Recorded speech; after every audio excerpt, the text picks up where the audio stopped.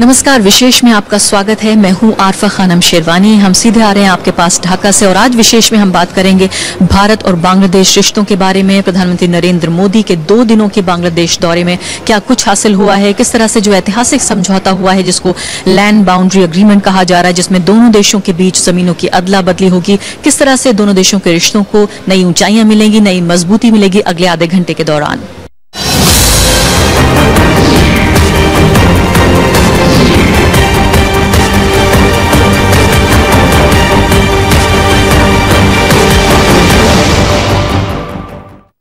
प्रधानमंत्री नरेंद्र मोदी की पहली ये बांग्लादेश यात्रा थी जिसमें 2 दिनों के दौरान 22 महत्वपूर्ण समझौते हैं जिन पर सहमति बन पाई है। इसमें जो व्यापार है उसका जो संतुलन है उसको घटाने पर बातचीत हुई है। इसके अलावा कारोबार को बढ़ाने पर बातचीत हुई है। बांग्लादेश में निवेश, एक दूसरे के साथ संपर्क बढ़ाने यानी कनेक्टिविटी जो है, संपर्क जो है उसको खासा महत्व दिया गया और जो महत्वपूर्ण बिंदु थे जिन पर ये पूरी बातचीत कायम हुई उसमें कनेक्टिविटी, संपर्क जो है वो काफी महत्वपूर्ण था। इसके अलावा इन समझौतों के अलावा बांग्लादेश को 20 करोड़ अमेरिकी डॉलर की मदद देने और साथ ही 2 अरब डॉलर का क्रेडिट लाइन शुरू करने को दोनों देश राजी हुए हैं।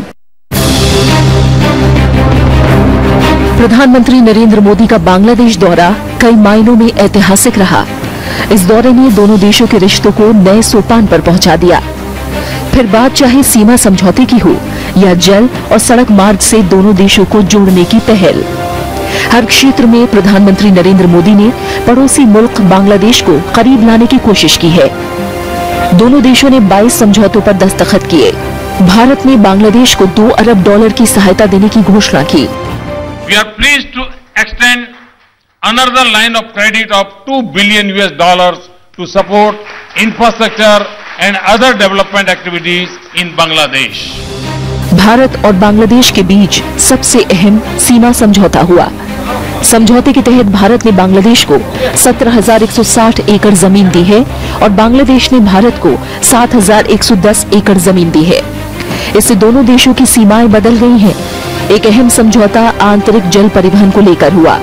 दरअसल दोनों देशों के बीच बंगाल की खाड़ी का एक बड़ा क्षेत्र जल सीमा से जुड़ा हुआ है, लेकिन आवागमन के लिए इसका उपयोग न के बराबर होता रहा है। समझौते के तहत आने वाले वक्त में ढाका और कोलकाता के बीच ये मार्ग सेतु का काम करेगा। दोनों देशों ने आपसी रिश्तों को मजबूत करने के लिए कोलकाता, ढाका, अगरतला और ढाका, शिलोंग, गुवाहाटी बस सेवा को हरी झंडी दिखाई। भारत ने चटगांव बंदरगाह तक पहुंच बनाने में भी कामयाबी हासिल की है। ये चीन को सामरिक नजरिए से घेरने में अहम भूमिका अदा करेगा। सिलहट और खुलना में भारतीय दूतावास खोलने पर भी राजी हुए हैं।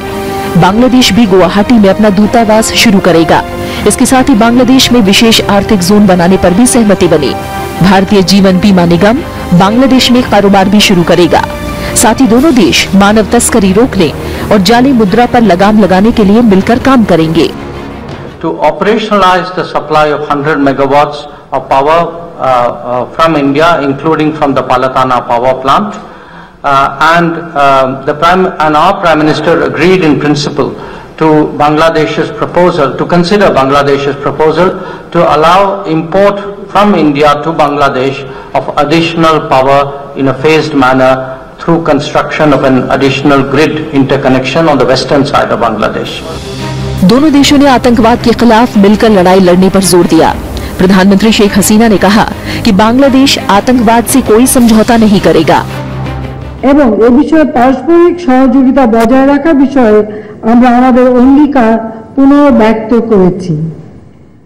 সন্ত্রাসবাদ ও চরমপন্থার বিরুদ্ধে জিরো টলারেন্স নীতির বিষয়ে আমরা প্রতিজ্ঞাবদ্ধ। अपने दौरे के दूसरे दिन प्रधानमंत्री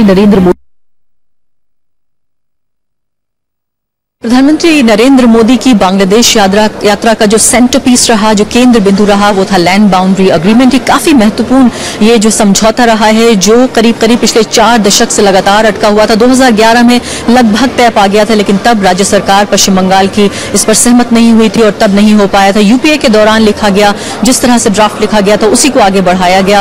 लेकिन इस सबके अलावा कितना महत्वपूर्ण है ये समझौता, इसका अंदाजा इस बात से लगाया जा सकता है कि सिर्फ ये एक जमीन का टुकड़ा नहीं बल्कि 50,000 से ज्यादा लोगों की जिंदगी का सवाल था जिनको किसी देश की मान्यता नहीं मिली हुई थी। अब इस एग्रीमेंट के बाद, इस समझौते के बाद ये तमाम मसले हल हो गए हैं।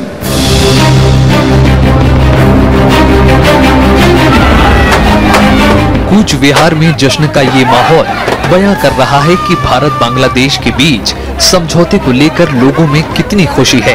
सीमावर्ती इलाके में लोग पटाखे फोड़ रहे हैं और एक दूसरे को मिठाइयां खिला रहे हैं। ऐसा लग रहा है जैसे इन्हें आजादी मिली हो। इस करार से पहले तक लोगों की जिंदगी में पहचान का संकट था, लिहाजा करार के बाद खुशी जताने में वो कोई कोर कसर नहीं छोड़ रहे।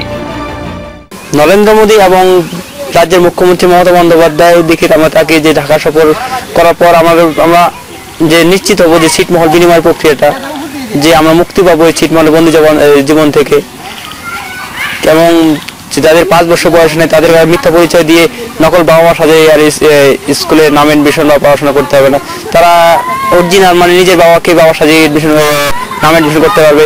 51,584 জন মানুষের স্বপ্ন সার্থক হতে যাচ্ছে, আমরা মুক্তি পেতে যাচ্ছি। আর আমরা ছিটমহলের যে মানুষেরা বসবাস করে সেখানে তীব্র মানবিক বিপর্যয় এবং মানবিক সংকটের সম্মুখীন সেখানকার মানুষেরা। আর যদি ছিটমহল বিনিময় হয়ে যায় তাহলে এই মানবিক সংকট থেকে আমরা মুক্তি পেতে যাচ্ছি। सीमाओं का घालमेल इन इलाकों में ऐसा था कि 4 कदम चलने पर देश बदल जाते थे।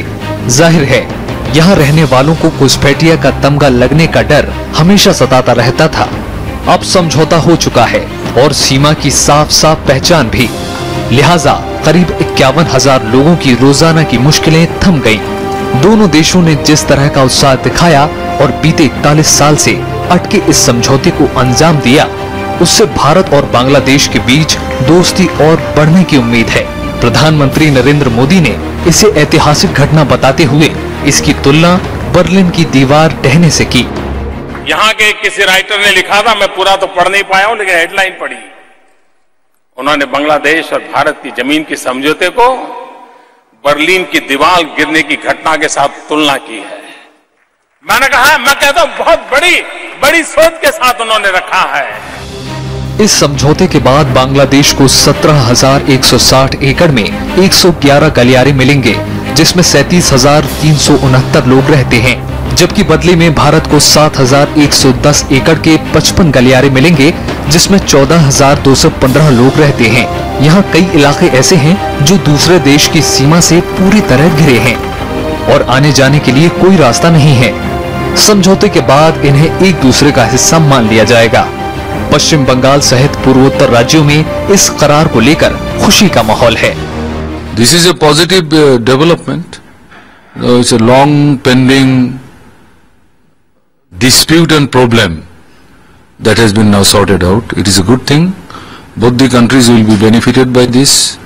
Not the people, those who have been suffering since independence because of those who have been residing in the enclaves. That will not take care of their problem alone. Of course, primarily they are going to be benefited, but I think it will further strengthen the bond between the people of two countries. This is a good thing. This is a positive thing. Bharat और बांग्लादेश के बीच 16 मई 1974 को सीमा समझौता हुआ था। उस वक्त भारत की प्रधानमंत्री इंदिरा गांधी और बांग्लादेश के प्रधानमंत्री शेख मुजीबुर रहमान ने इसे जल्द ही पूरा करने का लक्ष्य बनाया था, लेकिन अगले ही साल मुजीबुर रहमान की हत्या के बाद ये समझौता 40 साल तक अटका रहा। हालांकि 4 साल पहले मनमोहन सिंह की अगुवाई में इस पर आगे बढ़ा गया। 6 सितंबर 2011 को प्रोटोकॉल के जरिए इस समझौते में कुछ बदलाव किए गए। इसके तहत दोनों देशों को असम, पश्चिम बंगाल, मेघालय और त्रिपुरा से लगी बांग्लादेश की सीमा पर दोनों देशों के बीच जमीनों की अदला बदली होनी थी। समझौते के बाद दोनों मुल्कों के बीच व्यापार की गति तेज होने की उम्मीद जताई जा रही है। Connectivity issue is very important because it is not only going to help both the countries to improve more people-to-people connectivity, it has ramifications also for the tourist and all this kind of thing. So it is a very positive move, I would say. प्रधानमंत्री नरेंद्र मोदी बांग्लादेश की PM Sheikh Hasina की मौजूदगी में दोनों देशों के विदेश सचिवों ने भूमि सीमा समझौते से जुड़े दस्तावेजों की अदला बदली की। इस मौके पर पश्चिम बंगाल की मुख्यमंत्री ममता बनर्जी भी मौजूद रहीं। गौरतलब है कि बांग्लादेश की संसद ने भूमि सीमा समझौते को पहले ही मंजूरी दे दी थी, जबकि भारतीय संसद ने बजट सत्र के दौरान इसे मंजूर किया था। आरफा खानम शेरवानी के साथ ब्यूरो रिपोर्ट, राज्यसभा टीवी। जी हां, और अपने इस दौरे के दौरान प्रधानमंत्री नरेंद्र मोदी ने कहा कि भारतीय संसद में जिस तरह की भावना लैंड बाउंड्री अग्रीमेंट को लेकर सांसदों के बीच देखी गई, वो लगभग उसी तरह की भावना थी जो 1971 के दौरान जब बांग्लादेश का लिबरेशन होना था, आजादी मिलनी थी, उस दौरान देखी गई। यानी कि किस तरह से संसद में इसको लेकर पूरा माहौल बना और सत्ता पक्ष विपक्ष दोनों इस पर सहमत हुए। इस बात को लेकर एक राय बनी कि किस तरह से 50,000 से ज्यादा लोगों को यह हक मिलना चाहिए कि वो अपने हिसाब से अपनी नागरिकता चुन सकें। बांग्लादेश के साथ सीमा समझौते को अमली जामा पहनाने के लिए संसद की मंजूरी बेहद जरूरी थी। संविधान संशोधन के लिए विदेश मंत्री सुषमा स्वराज ने पहले राज्यसभा और फिर लोकसभा में विधेयक पेश किया। 119वें संविधान संशोधन के जरिए भारत और बांग्लादेश के बीच 161 गलियारों की अदला बदली पर दोनों सदनों ने मुहर लगा दी। विदेश मंत्री ने ये साफ किया कि जमीन के बंटवारे के बाद वहां रहने वाले लोगों के पास ये चुनने का विकल्प रहेगा कि वो किस मुल्क में रहना चाहते हैं।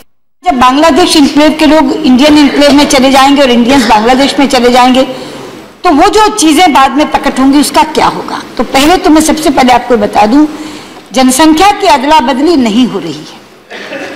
जनसंख्या की अदला बदली में उनकी इच्छा पर छोड़ा गया। अगर बांग्लादेश इनक्लेव्स में रहने वाले भारतीय वही रहना चाहते हैं तो रहेंगे और उनको बांग्लादेश की नागरिकता दे दी जाएगी। और भारतीय इनक्लेव्स में रहने वाले बांग्लादेशी अगर यहीं रहना चाहेंगे तो उनको भारतीय नागरिकता दे दी जाएगी। इसलिए ये तो बिल्कुल ही निराधार है कि ये वहां चले जाएंगे, वो यहां आ जाएंगे तो क्या होगा। तो सबसे पहली बात है कि जनसंख्या की अदला बदली उनकी अपनी इच्छा पर, ये स्वेच्छा से होगा। राज्यसभा में विपक्षी पार्टियों ने इस विधेयक के समर्थन में खुशी जाहिर की। कांग्रेस सहित तृणमूल कांग्रेस और जेडीयू ने लैंड बाउंड्री समझौते का स्वागत किया। तो आज खुशी का दिन बांग्लादेश के लिए, हमारे देश के लिए और उन तमाम नेताओं के बीच में जो हमारे बीच में नहीं है, शायद उनको आज श्रद्धांजलि अर्पित करना चाहता हूं। उनकी रूह को भी, आत्मा को भी शांति मिलेगी कि आज ये दोनों तरफ के जो देश हैं उनका एक बड़ा मसला हमने हल किया। We all of us in Trinamool Congress, we believe that once this agreement is going to be implemented, it would be good for India, it would be good for Bangladesh, it will be good for the people living in the enclaves, and it will also be good for India's relationships with Bangladesh.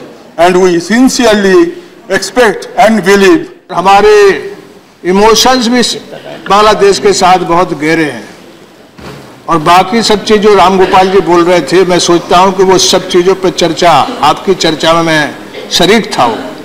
वो package भी आप दे रहे हैं, लेकिन इतना जरूर है कि इन तीनों देश के बीच में आज नहीं तो कल कोई महासंघ का निर्माण होना चाहिए।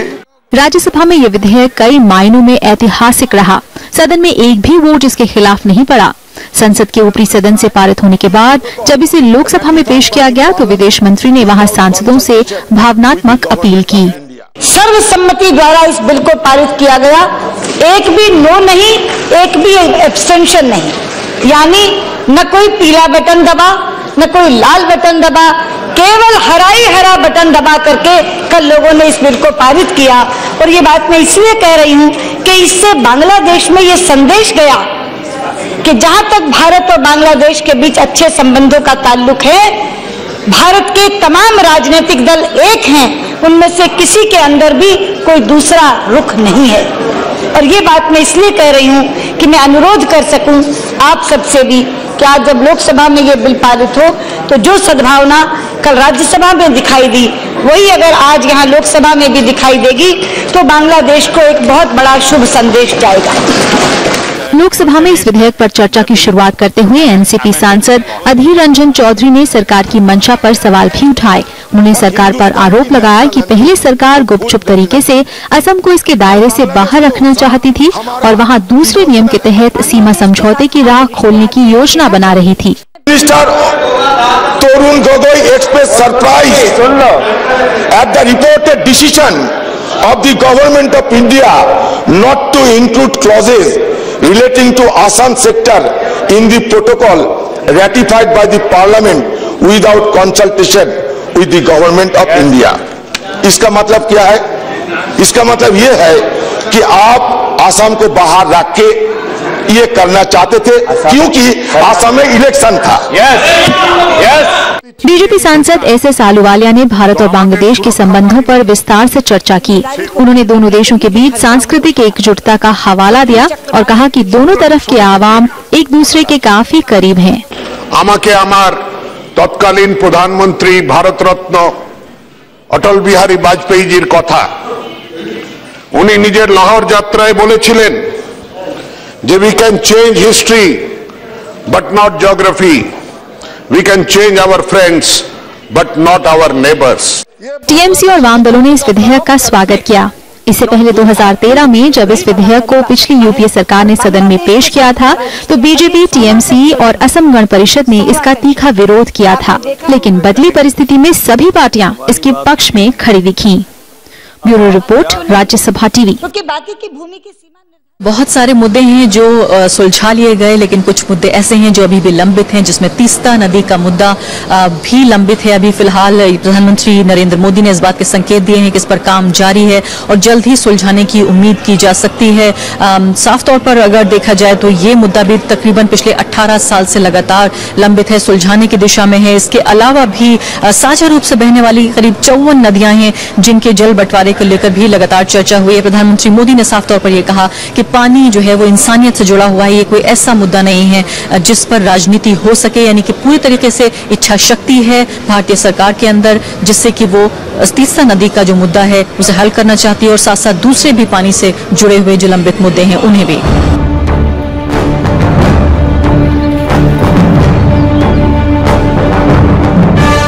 भारत बांग्लादेश के बीच सीमा, जल बंटवारे, सीमा निगरानी और घुसपैठ समेत तमाम मुद्दों पर विवाद है। दोनों ही देश बातचीत के जरिए इन मुद्दों का हल निकालने के पक्ष में है। प्रधानमंत्री के बांग्लादेश दौरे पर जमीनों की अदला बदली को लेकर 40 साल से लंबित विवाद खत्म हो गया है। सीमा पर चौकसी बढ़ाने और साझा तंत्र विकसित करने को लेकर दोनों देश राजी हैं, लेकिन तीस्ता और फेनी नदी के पानी को बांटने पर दोनों देशों के बीच सहमति नहीं बन पाई। ये राजनीतिक मुद्दा नहीं हो सकता है। पानी ये मानवता के आधार पर होता है, मानवीय मूल्यों के आधार पर, और उसको मानवीय मूल्यों के आधार पर समस्या का समाधान करने का प्रयास हम मिलकर के करेंगे, मुझे विश्वास है, और रास्ते निकलेंगे। भारत और बांग्लादेश 54 नदियों के पानी का साझा इस्तेमाल करते हैं। इनमें ब्रह्मपुत्र, गंगा, तीस्ता, फेनी, बिजनी, धरला और बुहरी शामिल है। दोनों देशों के बीच 1972 में जल बंटवारे को लेकर संयुक्त नदी प्राधिकरण बनाने पर सहमति बनी। दोनों देशों के बीच अभी तक सिर्फ गंगा जल के बंटवारे पर ही सहमति बन सकी है। 1996 में दोनों देशों के बीच गंगा नदी का पानी आपस में बांटने को लेकर समझौता हुआ। On the Teesta, it is under discussion. So, when matters are under discussion, it's generally prudent to wait for the results of the discussion. On the other matter, it's a matter of ongoing contacts between us and Bangladesh, and we have a very constructive and cooperative relationship with the Bangladesh government. फेनी नदी के पानी का बंटवारा करने पर भी दोनों देशों के बीच विवाद है। दोनों ही देशों ने उम्मीद जताई है कि इसे जल्द हल कर लिया जाएगा, लेकिन तीस्ता को लेकर स्थिति साफ नहीं है। बांग्लादेश चाहता है कि भारत तीस्ता के पानी का 20% प्राकृतिक बहाव उसके लिए छोड़ दे और बाकी पानी आधा आधा बांट लिया जाए, लेकिन भारत तीस्ता के पानी में 52% हिस्सेदारी चाहता है और बांग्लादेश के लिए 48% पानी छोड़ने को तैयार है। तीस्ता जल बंटवारे का मामला भी मैं समझता हूं कि जल्दी इस पर दोनों देशों की मुहर लगेगी और हमें वेस्ट बंगाल की सरकार का भी सहयोग इसमें मिलेगा। हम पूरी तरह से आश्वस्त हैं। 1983 में भारत और बांग्लादेश के बीच तीस्ता जल बंटवारे पर एक तदर्थ समझौता हुआ, जिसके तहत भारत को 39% और बांग्लादेश को 36% पानी मिलना तय हुआ। 2011 में तत्कालीन प्रधानमंत्री मनमोहन सिंह की बांग्लादेश यात्रा पर दोनों देशों के बीच तीस्ता का बराबर बराबर पानी इस्तेमाल करने पर समझौता हो गया था, लेकिन तब बंगाल की मुख्यमंत्री ममता बनर्जी ने किसानों की बदहाली का हवाला देते हुए इसका विरोध किया। भारतीय संविधान के मुताबिक पानी राज्यों का विषय है, इसलिए इस पर बंगाल की सहमति जरूरी है। जैगम मुर्तजा के साथ आरफा खानम शेरवानी, राज्यसभा टीवी। प्रधानमंत्री नरेंद्र मोदी ने ज्वाइंट प्रेस कॉन्फ्रेंस को संबोधित करते हुए दोनों देशों के रिश्तों में जो गर्मजोशी है उस पर खासा जोर दिया। उन्होंने कहा कि किस तरह से जिस तरह की दुनिया बन रही है उसमें ये मुमकिन नहीं है, संभव नहीं है कि देश अकेले अकेले रह सकें, आइसोलेशन में जी सकें, और इसलिए बहुत महत्वपूर्ण है कि पड़ोसियों के साथ बेहतर रिश्ते बनाए जाएं। इसके अलावा उन्होंने ये भी कहा कि किस तरह से बांग्लादेश में शांति और विकास में जो है वो भारत की दिलचस्पी है और भारत लगातार इसमें सहयोग करता रहेगा। बांग्लादेश दौरे पर प्रधानमंत्री नरेंद्र मोदी ने दोहराया कि भारत अपने पड़ोसी देशों के साथ अच्छे रिश्तों का हिमायती है। प्रधानमंत्री ने तीस्ता और फेनी नदी जल बंटवारे के मुद्दे पर बांग्लादेश के साथ उचित समाधान निकालने का भी भरोसा जताया। पड़ोसी देशों के साथ आर्थिक और सांस्कृतिक रिश्ते बेहतर करने की नीति का हवाला देते हुए प्रधानमंत्री ने यकीन दिलाया कि भारत पड़ोसी देशों के साथ बराबरी के रिश्तों में चाहता है। भारत और बांग्लादेश में ट्रेड डेफिसिट का जो फासला है उसको कम करने में बहुत बड़ी ताकत बन जाएगा। हम नहीं चाहते कि बांग्लादेश हिंदुस्तान से तो माल लेता रहे और बांग्लादेश से कम सामान हिंदुस्तान आए, नहीं, हम बराबरी चाहते हैं। भारत बांग्लादेश के बीच आर्थिक सामरिक रिश्तों का पुराना इतिहास रहा है। दोनों देश SAARC, BIMSTEC, Indian Ocean Rim Association और राष्ट्रमंडल के साझा सदस्य हैं। हालांकि दोनों देशों के बीच कई विवादित मुद्दे हैं जिनका हल निकालना बाकी है। भारत बार बार कहता रहा है कि सीमा पर घुसपैठ, सुरक्षा बलों के बीच गोलीबारी और भारत विरोधी तत्वों के बांग्लादेश में पनाह लेने जैसे सभी विवादित मुद्दों का शांतिपूर्ण हल चाहता है। Fringe elements along the borderlines which create unnecessary, bad taste in the whole relation. We cannot take those fringe elements to allow them to destroy the great foundation which is already there. Bangladesh को भारत से होने वाले निर्यात में लगातार बढ़ोतरी हो रही है। बांग्लादेश तेजी से भारतीय उत्पादों के बड़े बाजार में तब्दील हो रहा है। हालांकि देशों के बीच व्यापार संतुलन बराबरी का नहीं है। भारत ने कहा है कि बांग्लादेश में निर्मित 40 कपड़ा उत्पादों का आयात शुल्क से मुक्त किया जाएगा। इसके अलावा भारत ने बांग्लादेश के लिए कई सेक्टरों आयात पर टैरिफ रियायतें दी हैं। We do believe that a trade balance would be restored substantially if Indian investments were enabled to a greater degree, as this would spark off greater export-led growth. It is for us reassuring to note that Indian companies have shown great interest in Bangladeshi growth sectors like textiles, leather goods, pharmaceuticals, auto components, shipbuilding, marine food processing, etc. Bharat look east और act east की नीति पर चलने की बात कहता रहा है। इस नीति में बांग्लादेश समेत तमाम पड़ोसी देश काफी अहम हैं। भारत दुनिया की बड़ी ताकतों में अपना शुमार चाहता है। इसके लिए भारत पड़ोसी देशों के साथ न सिर्फ अच्छे रिश्तों का हिमायती है, बल्कि विकास में अपना साझेदार भी बनाना चाहता है। जैगा मुर्तजा, राज्यसभा टीवी।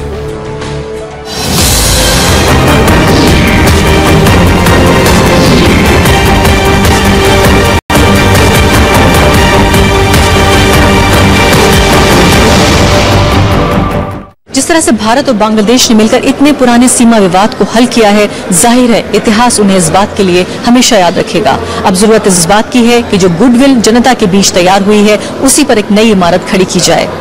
इसी के साथ ढाका से अभी के लिए इतना ही। नमस्कार।